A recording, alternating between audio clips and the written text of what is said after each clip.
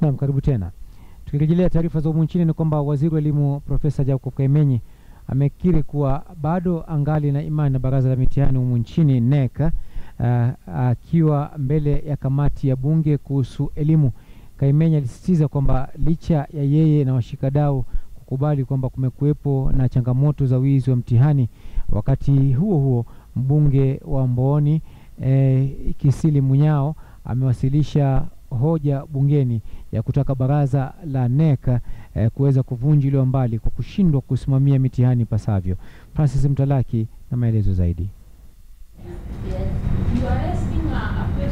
Wakiwa mbele ya kamati ya bunge kuhusu elimu, Waziri Kaimenyi na maafisa kutoka baraza la mitihani nchini NEC walikuwa na wakati mgumu kufafanua yanayojiri na changamoto imekuwa wapi kuhusiana na madai ya wizi wa mitihani ambayo yanatia doa mitihani ya mwaka huu na uhalali wake. If I am telling you I had the correct English exam on Sunday night, which children sat yesterday, the children are sitting for agriculture this morning. I have the exam and I have not spread it around. The children will sit next week for a CRE exam. I have 2 versions that are spreading around. One of them seems credible, one of them is clearly a fake that is being conned. Do you still have the confidence in that same NEC that you had 2 weeks ago when you met this committee and told us? Not blinking my eyes. He is asking me whether I have any confidence in NEC. I want to see the answer is yes.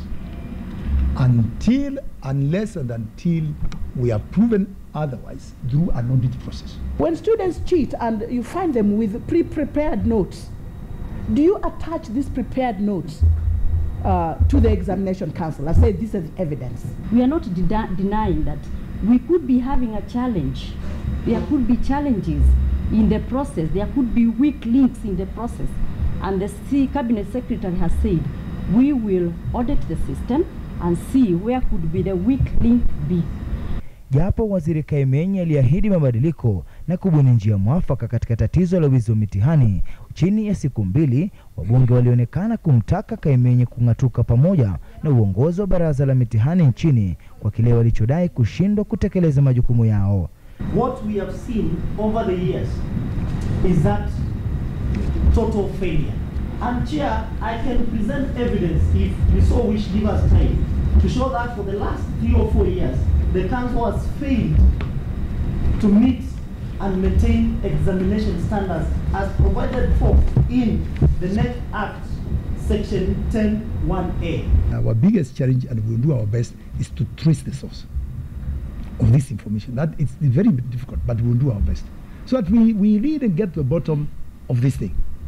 When they get to the school, the students, before they sit for the exam, are also given an opportunity to inspect whether the packet is still intact, and the head teacher also of that school also has the responsibility of inspecting the question paper, the packet, and declaring that it is intact or tampered with. If it is tampered with, if there is any doubt that that paper had been tampered with, or the packet, if there is any element of doubt, they call the council and we give the way forward.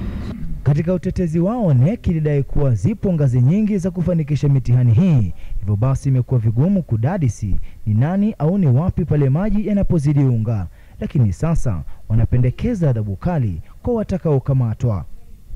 Would you support us as the lawmakers to change and amend that law to maybe get to a death penalty for those exam leakers? We are doing all what we can. Si mara ya kwanza kwa tatizo hili kuripotiwa, lakini ni jinsi walaghai walivyoteka nyara mitihani ya mwaka huu, ambapo lawama zimeanza kujitokeza kutoka kila pande, kuanzia idara ya polisi, tume ya kutoa huduma kwa walimu TSC, baraza la mitihani nchini na wizara ya elimu kwa ujumla. Lakini ifahamike, hata wazazi ni wakulaumiwa kutokana na tetesi kuwa wao hufadhili ununuzi wa mitihani hii. Francis Mtalaki, KTN leo.